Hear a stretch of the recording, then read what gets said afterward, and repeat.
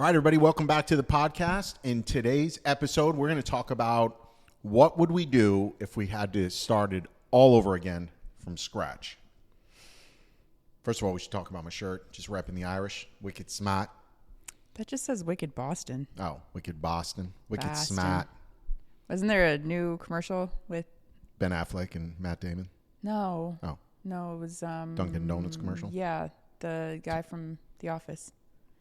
Krasinski. Oh, yeah. No, that's not new. That was an SNL skit. There was like car park. Oh, I thought it was a commercial for Hyundai or something. No. Oh, no. That was it. That's funny. It's a total Well, you know what? It was an SNL skit, but I think it was a Hyundai. Yeah. So who knows? There's probably some collaboration, but it was like he parked his car. It's car It's the smart. new car park. It's a new car park. She's whoever that comedian is so obnoxious with it. She's like, she's car park. Okay, let's get serious. All right. Sorry. Let's do a real intro. That was the intro. Oh, that was. Okay. Yeah, we're done. We're going. All right, so Okay, where do you want to start this? What would you do? We have to, shit goes sideways. You know, could you do it all over again? Could you start from zero? Same industry, same business. Could we start from zero today? Do we take this from the position of we don't have 15 years of experience behind us? No. Okay. So we know everything we know. Of course. Experience is very practical.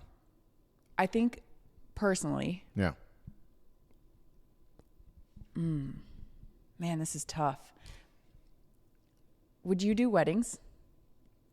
Would you start like a photo studio with weddings, portraits? Would you start the way you started where you offered anything to everyone, or would you come out of the gate very niche?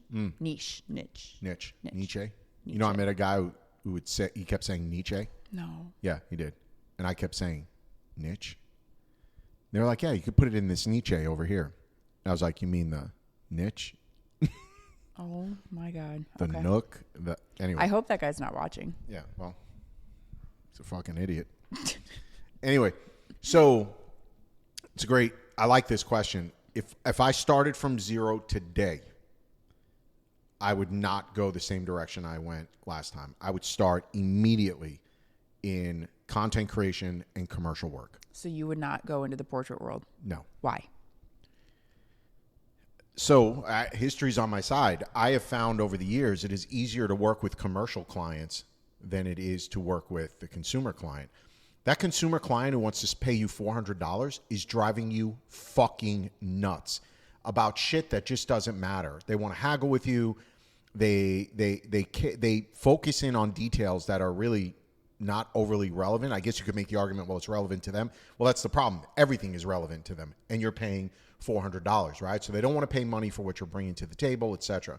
What I found over the years now is we have clients that are spending $40,000 on commercial work, and they are not nearly as big of a pain in the ass as a customer who wants to call you. No, because they're hiring you because they trust you and they need you to do the work. They're outsourcing the work that they don't have capacity to do. So do they have capacity to be micromanaging you? No. They need you to do your job. That's a good point. That would be where I'd shift my entire business, would be into the content creation commercial world. Still do photography. That's what I'd want to do. Still do video, which is what we do today. So we know that stuff. But that's where I'd go. If I were starting out today as a photographer, not even starting over, I'd focus on that, because every small business in the world needs content creation, whether they know they need it or not. They do. And if you can make a compelling proposition to them, they're going to hire you. And it would be simple. Everything I would chase would be subscription based. So what I would do is I would go and find businesses, right? And then come up with a pricing structure for $9.99 a month. You get 2 hours of me on location. I create 10 reels, 15 Instagram posts, right? You put a whole package together for them.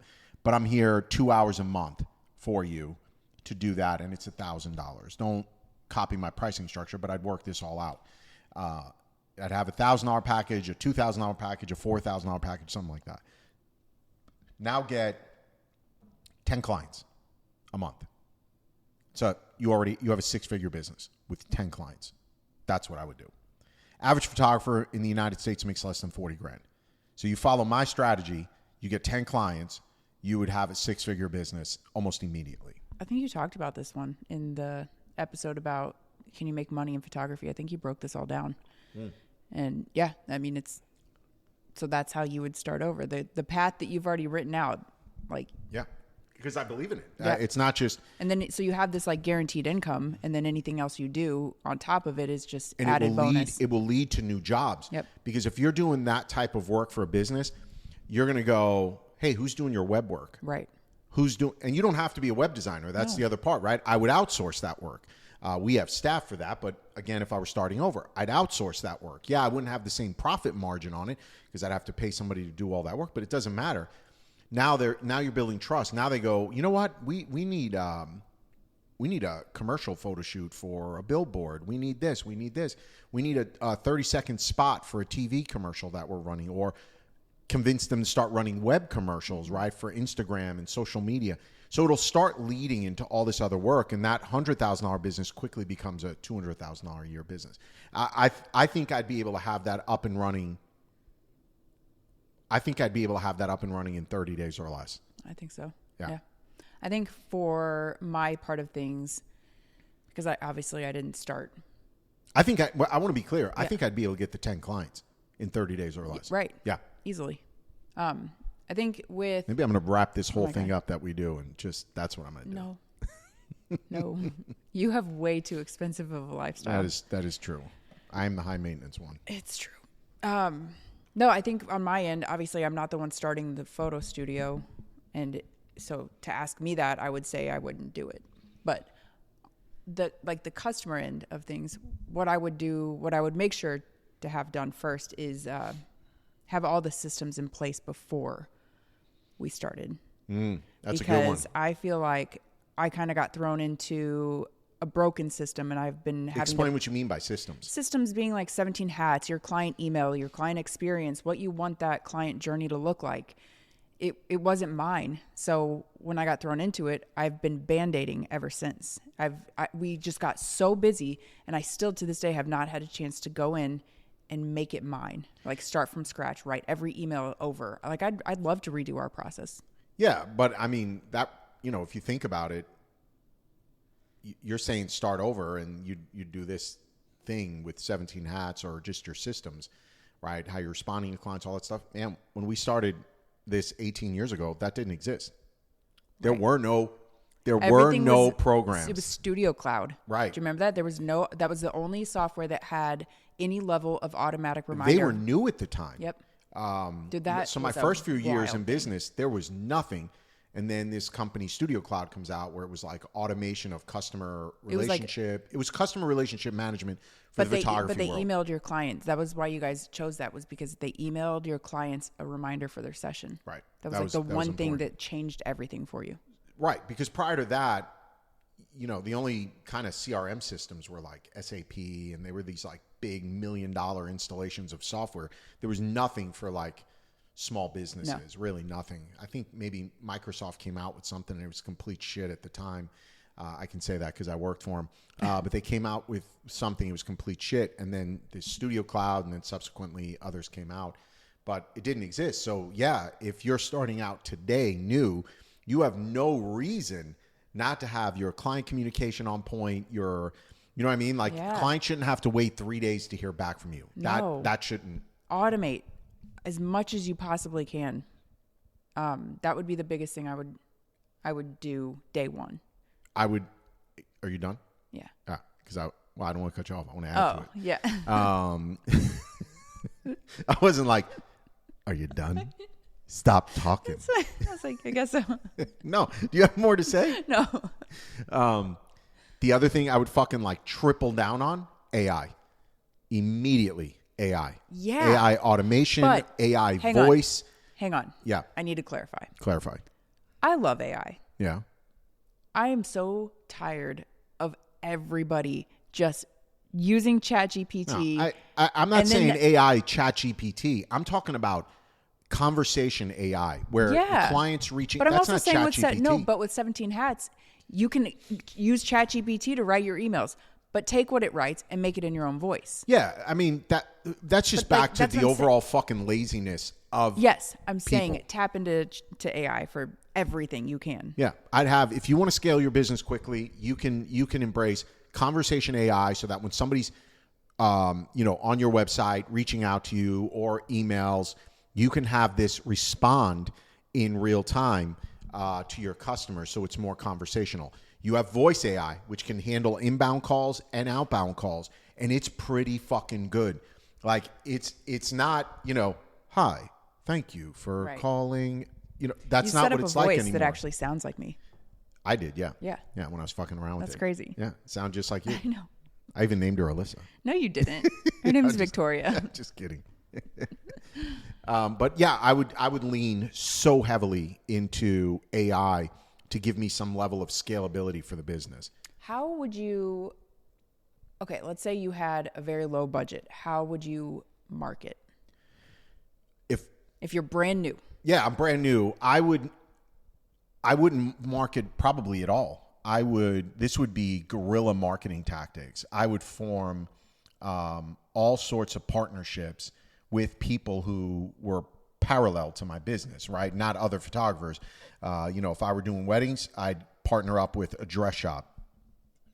I'd partner up with a catering hall. I'd partner up with a florist, hair and makeup. I'd start doing collaborative work with them, right? And I would do that because, again, we did that in the early stages of the business, and it was very, very fruitful for the early growth of Salvatore Cincottas Photography. Didn't you do a collaboration with a St. Louis dress company where you did a styled shoot and then you went to their salon and you mapped out all their wall space and then you printed a bunch of like canvases and medals of girls in their dresses on their wall? Yeah, that's cool. It was huge. And that was a significant cost for you too. Yeah, but minimal compared to having to pay for Facebook ads, Google ads, direct mail, bridal shows. At the time, Facebook ads weren't even a thing. No. So. But now on their wall with my logo and website were all these like high-end, bridal portraits. So everybody going in there to buy a dress was like, so you want to talk about like targeted marketing. And it was in the fitting rooms too. Yeah. Yeah. Yeah. We went there, we hung it up. It was really, really cool to do stuff like that. But these are all things that I would, if the business blew up tomorrow, that's where I'd go. Let's hope the business doesn't blow up tomorrow. No plans on it, but that's how I'd start over. I'm trying to think what else we would do. Because this is going to be a short episode otherwise. Man. I can cut around this. The other thing I would do is I would put together a formal business plan. When I started out, even though I have a business degree, I didn't put together a formal business plan. I was just kind of... Is that why you almost lost everything? Winging it. No, I probably would have lost it with or without a business plan, or almost lost it with or without one. No, I think it's, again, hindsight's 2020. I didn't know who my customers were. I didn't know how I was going to get those customers. I didn't know what I expected the average sale to be. I didn't have pricing and packaging together properly. So, if I were to start over again, I would really invest in, either working with somebody, like a mentor or somebody, to make sure all that baseline stuff is done right to avoid all the mistakes that you're going to make by not having that done right. I think that's a big lesson learned for me early on in my career. What are all the ways you think somebody starting out should outsource from the get? Well, look, if you're starting a business, specifically photography, the only way you're making money is by shooting, and so you've got to, everything else to a certain level should be outsourced. Editing, I watch photographers spend way too much time editing their images. And not only do they edit them to a point that makes no sense. You know what I mean? Like I do. I'm not talking about like hey, I like warm tones or cool, like do your thing, like whatever your style is. But they will sit there and obsess about details that just your fucking client has no idea. They're lost on your client. Like how much magenta. Should it be 12 or 15? Like, it doesn't matter. And for you to keep going that fucking slider back and forth, and then you realize your clients today, they're looking at it on monitors that are not calibrated. Some of them are looking at it on TV sets. Some of them are looking at it on their iPhone. Some of them are looking at it on their iPads. Like, you're not going to get color right. So just edit it to like 80%, 90%, and move the fuck on. And if they order it, you can perfect it. Then you can perfect it, because then you have control of the final product because it's coming from a lab or something like that. To watch photographers obsess over details like that is just mind-boggling to me, because it's not making you more money. If you were focused on a detail that made you money, okay, well then that matters, right? If I do this thing and I keep focusing on it, I'm going to make 10% more money. Okay, well that's fine. Tell me how much more money you're going to make because you've now rendered your image in 3 fucking variations of black and white, right? Like, right. Here's a matte finish, here's sepia toned, and here's like blue duo toned. Like, no one cares. Yeah.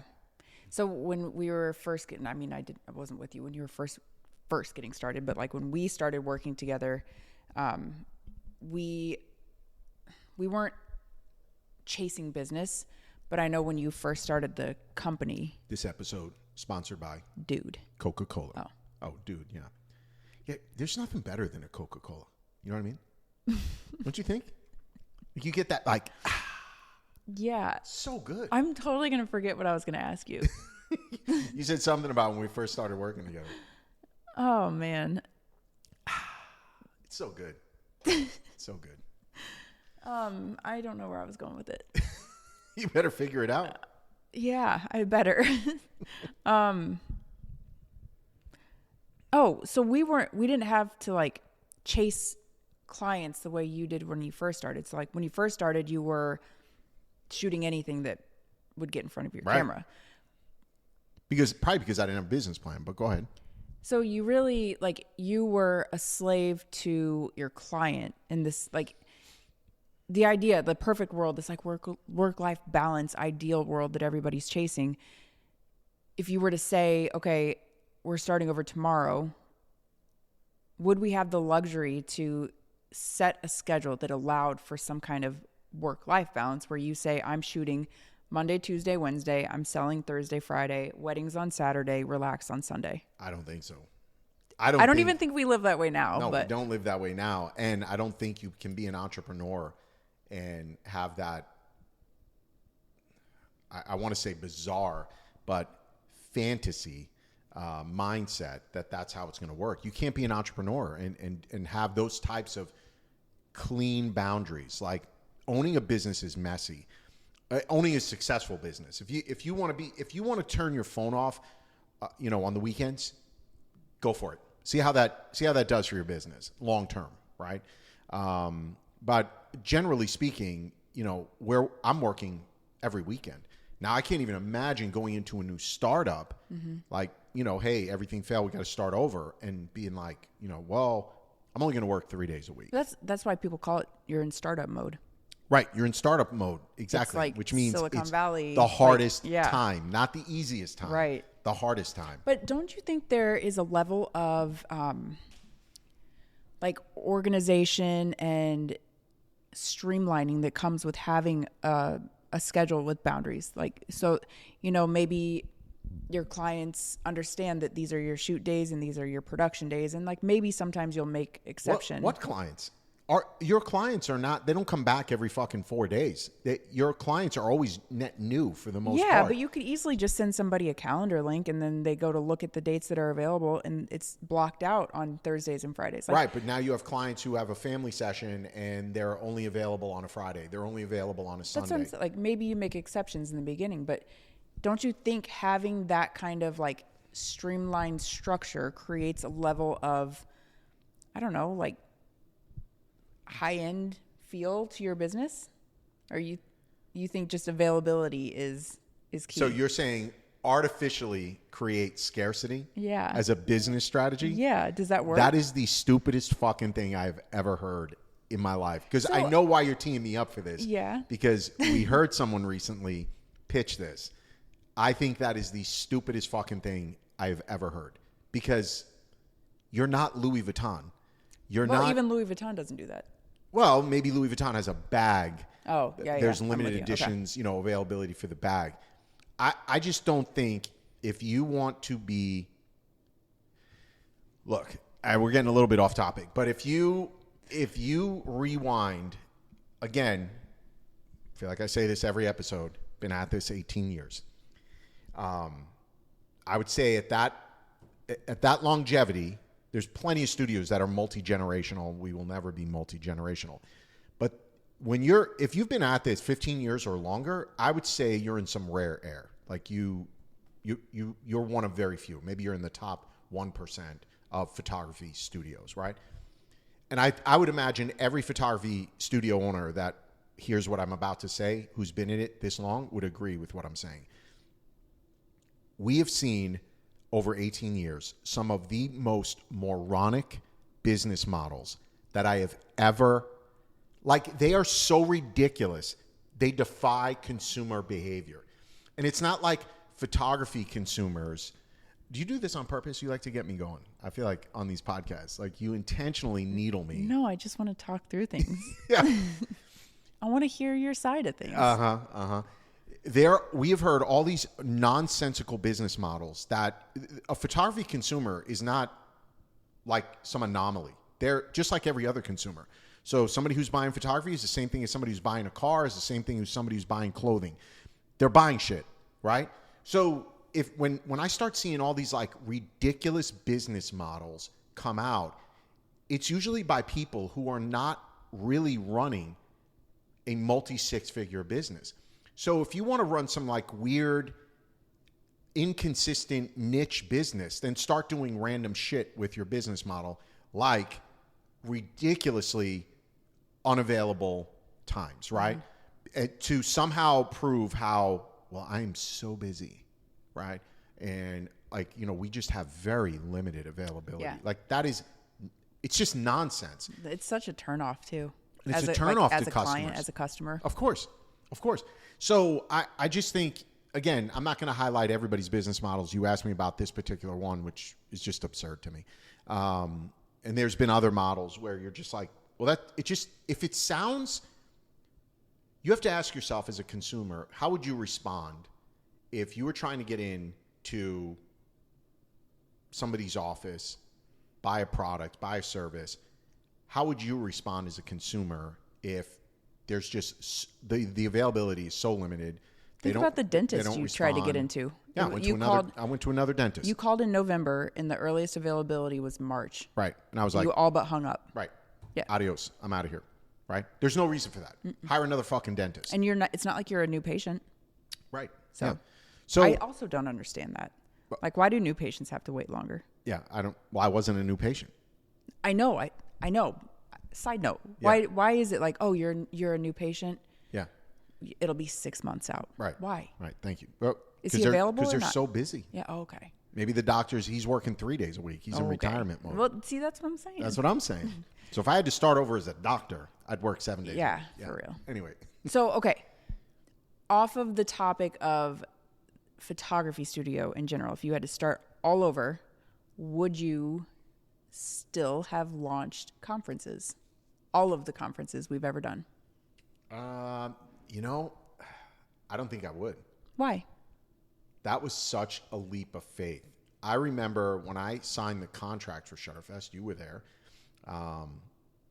If we didn't fill the hotel, I was going to have to cut them a check of over $100,000. Mm-hmm. That would have ended my company, and I would have had to go back to corporate America and get a job. So Shutterfest was intentionally created to happen in April because that is the time of year that you had prior years almost gone bankrupt multiple times, right? Right, because cash flow. Yep. I needed cash flow into the business, and I knew I had to come up with something that was other than shooting clients, because historically here, January, February, March, the weather's bad. Right. We weren't in studio photographers. No. We were location photographers. So knowing that going into you signing that was out of a position where you weren't just sitting on a bunch of cash, that's what made you want to do it. No, oh yeah, you believed in the industry. You believed we needed to do something different. Right. I wanted it to be different. And I've said it before. Sometimes I'm too stupid to know that I could fail at this. Yeah. And so, I'm just like, head first, let's do this. We'll figure it out as we go, right? We'll build the car as we're going, so to speak. And that's always been our philosophy here. And if I started something new, it'd be the same, that you bring that mindset with you, that not going to have all the answers. That's for sure.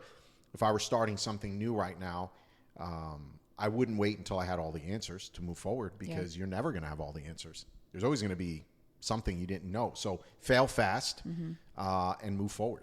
That's something else with the main question of, like, if we would start all over, what would we do differently? I would say as we were growing, we failed a lot, but our biggest mistake was not preparing for the success we were going to have. And so we always under-prepared. That's a good one. So talk about it. Yeah. I'm interviewing you again. Yeah, you are again. Yeah. No, that's a really good point you're making. We have never, I don't even know that we've gotten smarter about it at this point, but we never seem to plan for success. For success, but not the amount of success that. We're always on the lowest end. We're skeptimistic. That's my favorite word. Yeah, we're skeptically optimistic. Yes. About opportunity, right? So I err more on the side of like skepticism, and just thinking this can go wrong, this can go wrong, this can go wrong. But there's a lot of people out there like that, and that paralyzes them. I use that skepticism to pinpoint failures to avoid them, right? So I think that's the thing. If I'm going to embark on an opportunity, and I'd give this advice to any entrepreneur out there. You just said embark. Yeah, embark. I did. Oh my gosh. Yeah, it's like ChatGPT. Yeah. It's in my brain. Yeah, I know. Are you ChatGPT? Elon Musk put a chip there. I knew it. If I were to embark on a new adventure, right, journey, whatever it is, in business, I would have to go after it. What was I saying? I'm talking about success, like not planning for enough success or the amount of success. We always err with skepticism or skepticism. I know what I was going to say. If I move forward on something, I'm clearly optimistic that it's going to work, right? So I think that's key. And I would give this advice to any entrepreneur coming up is like, look, if you see an opportunity and you've poked holes in it, right? Like, well, what about this? What about this? What about this?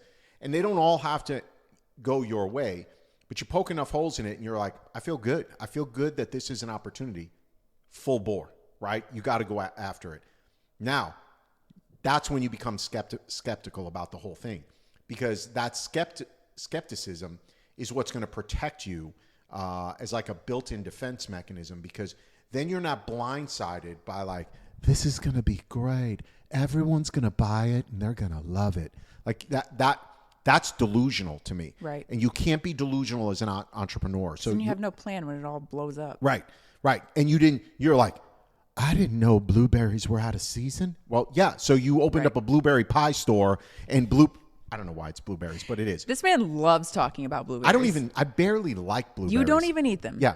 Anyway, so, it's like, this is a good example. Like, you're like, I'm going to open up a blueberry pie bakery and we're going to specialize in blueberries, right? And you're like, let's go. It's great. And we only do organic. Right. And we only do organic, right? And then all of a sudden, you open your store, you push out 10 pies, but you didn't realize that there was, backlogged a blueberry, international shortage or whatever, right?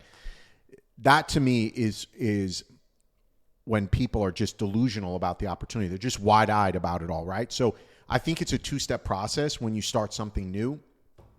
Is there an opportunity there? And not because your mom told you so, right? But is there really an opportunity there? And once you determine there is, foot on the gas, we're going after it. But you have to identify potential fail points. And if you see fail points and you're like, what are the top 10 things that can go wrong? Boom, boom, boom, boom, boom, right? Okay. All right. I can plan for this. We can deal with that. We can withstand this one, right? If you look at those and the worst case scenario in what you think can go wrong, you can survive as a business owner, green light, go. That's how we make decisions around here. So if worst case happens, are we going to die? No. Right. Okay. Is it worth it? What's the upside? What's the downside? You weigh the risk there, and then you go. Yeah, I like that. I think that's important.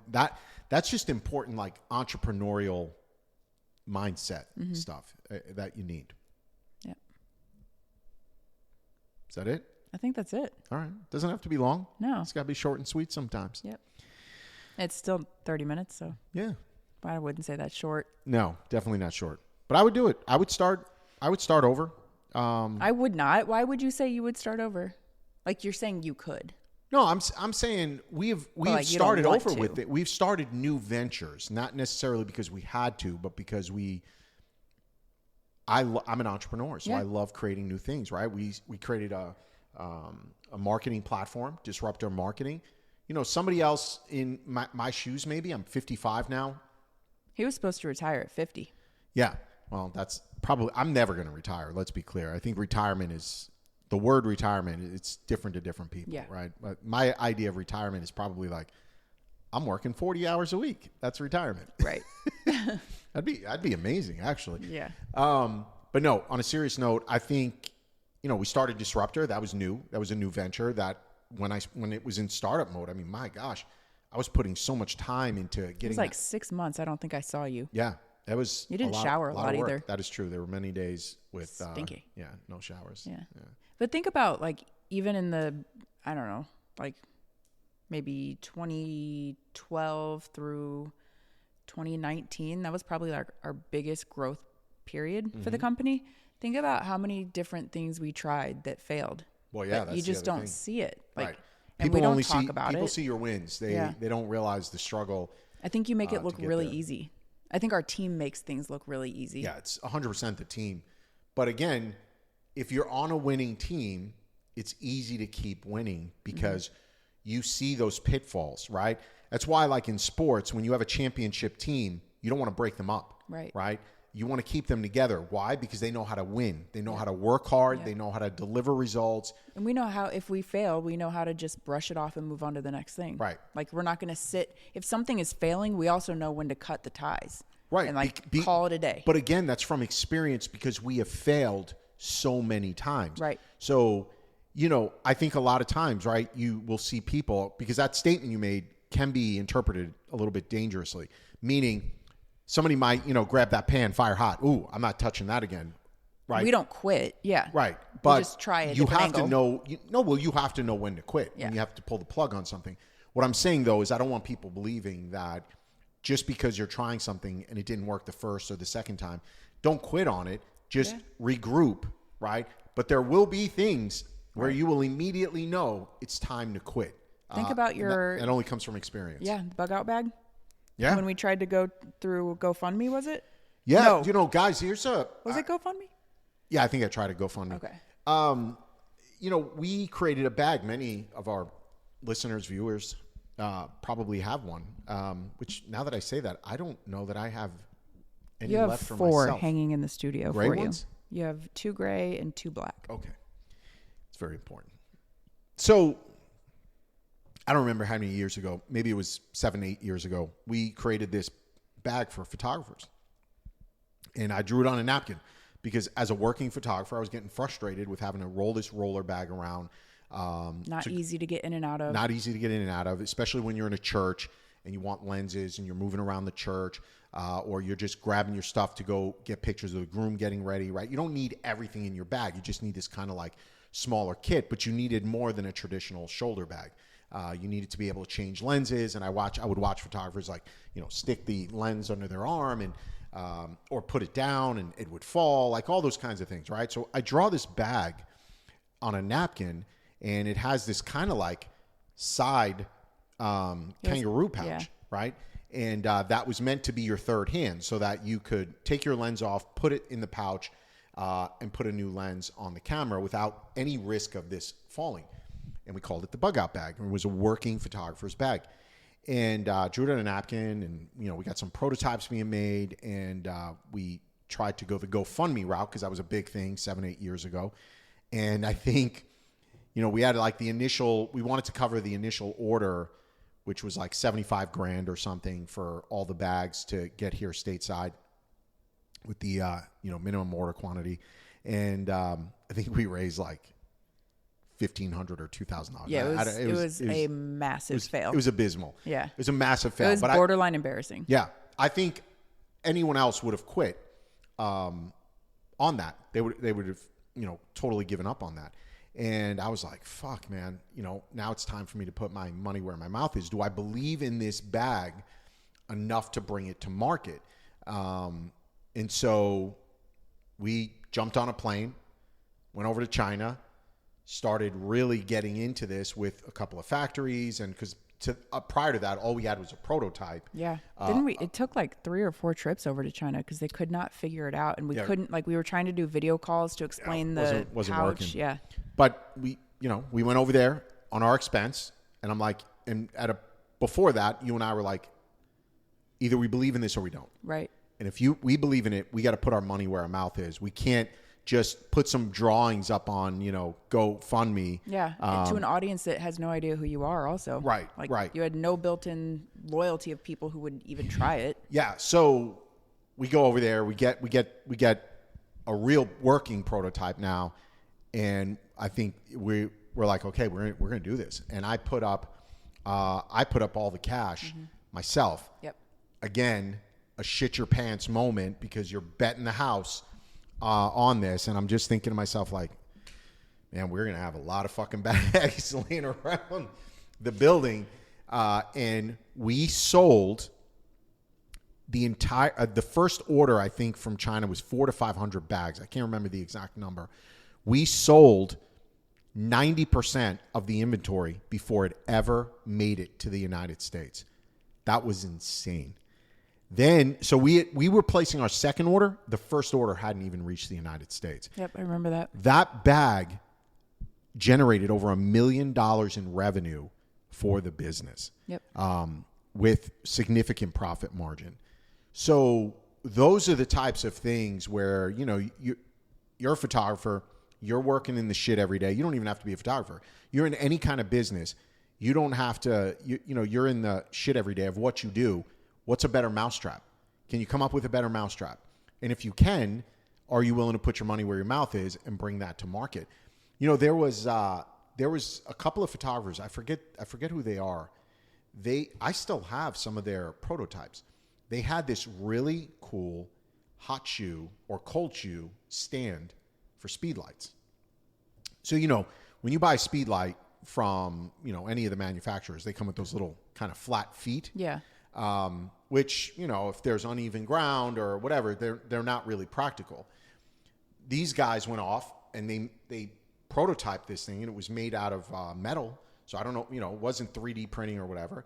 And it's about, it's smaller than this. And it goes on your camera? It goes under. No. This is like if you're going to have off-camera flash. Oh. So like if I wanted to put my flash over there. Yeah. This is what how would you stand the flash up over there if you didn't have feet? I mean, you'd put it on a light stand, right? Right. Or the feet that it comes with. Yeah. I feel like I'm losing you. I'm lost. You know what a speed light is, right? Yeah. It comes with feet that kind of look like your phone. Yeah. Or it's like that. Yeah. Okay. So this one is a little square cube that has claw feet that open up like this. Okay. Kind of like a Joby.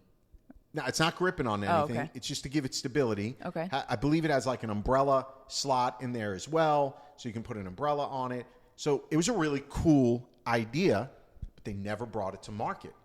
Right? So I think they tested it by giving it out to a couple of photographers to see if they'd build momentum around it.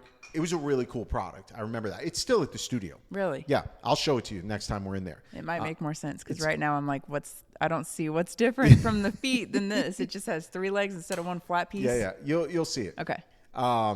So, right, that flat piece is not going to work on uneven ground. Okay.